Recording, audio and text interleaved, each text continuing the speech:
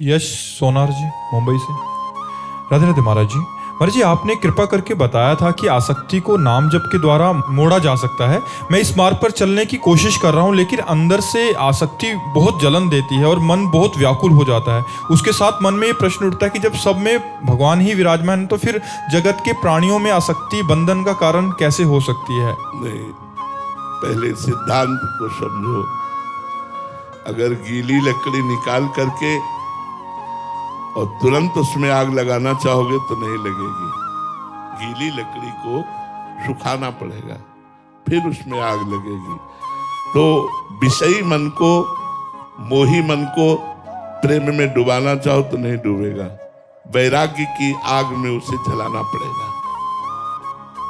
भगवान आदेश करते हैं, जो सब में विराजमान है वही कह रहे हैं, जननी जनक बंधु सुत दारा तन धनु धाम सुहृद परिवारा सबकी ममता ताग बटोरी मम पद मन ही बांधी बर डोरी।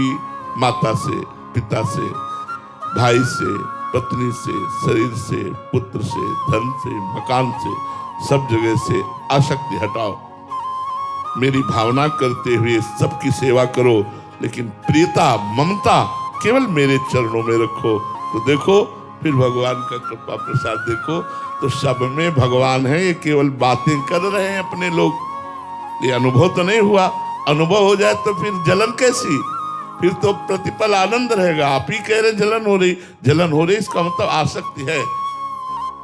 सब में भगवान है, जब ये अनुभव हो जाएगा तो परमानंद की बाढ़ आ जाएगी। कोई आसक्ति नहीं, कोई कामना नहीं, तो सब में भगवान है, ये मानने के लिए पहले वैराग्य। देखो, तत्व को जानने के लिए दो पद्धतियां हमारे यहाँ शास्त्रों में वर्णन की गई हैं, अन्वय और व्यतिरेक। अन्वय माने है, व्यतिरेक माने नहीं। तो पहले साधक को स्वीकार करना पड़ता है ब्रह्म सत्यम जगन मिथ्या। जिसे भगवान शिव कह रहे, उमा कहूं मैं अनुभव अपना सत हरि भजन जगत सब सपना। सपना माने झूठा, ये जितना नाना तो ये सब झूठा है। ब्रह्म सत्यम जगन मिथ्या।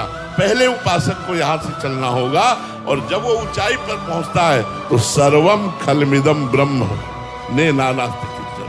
सब कुछ वही राम है, वही ब्रह्म है, उसके सिवा कोई है नहीं। ये बात तब आएगी जब सिद्धावस्था आएगी। साधक अवस्था में हमको भावना करनी है और राग से बचना है, आसक्ति से बचना है।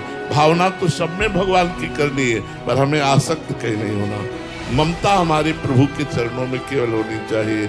मेरे तो गिरधर गोपाल दूसरो न कोई। एक भरोसो, एक बल, एक आस विश्वास, एक राम घनश्याम ही चातक तुलसीदास।